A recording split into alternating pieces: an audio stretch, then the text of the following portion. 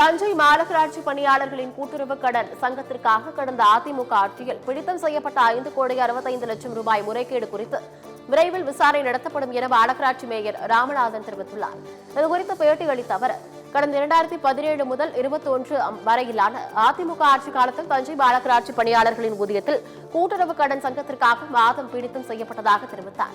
இதன்படி பிடித்தம் செய்யப்பட்ட 5,65,00,000 ரூபாய் அசல் தொகையையும் அதற்கான வட்டி அபராத தொகை என எதுவும் திருப்பி செலுத்தப்படவில்லை என குற்றம் சுமத்திய தஞ்சை மாநகராட்சி மேயர் ராமநாதன் இதுகுறித்து விரைவில் விசாரணை நடத்தப்படும் என தெரிவித்துள்ளார். 2017 2021 வரை பிடித்தம் செய்து கட்டப்படாத தொகை 5,64,00,000 ரூபாய் அதை பெண்டிங் வச்சுருந்துருக்காங்க. அன்னைக்கு இருந்த அதிகாரிகள், ஆளுங்கட்சி அதிமுக, அந்த பீரியடில் நடந்த விஷயம் இது. ஆனால் அந்த தொகையையும் இன்னைக்கு 1 கோடி ரூபாய் அசலில் நம்ம கட்டியிருக்கிறது என்பது தஞ்சை மாநகராட்சிக்கு கிடைத்த மிகப்பெரிய ஒரு பலன்.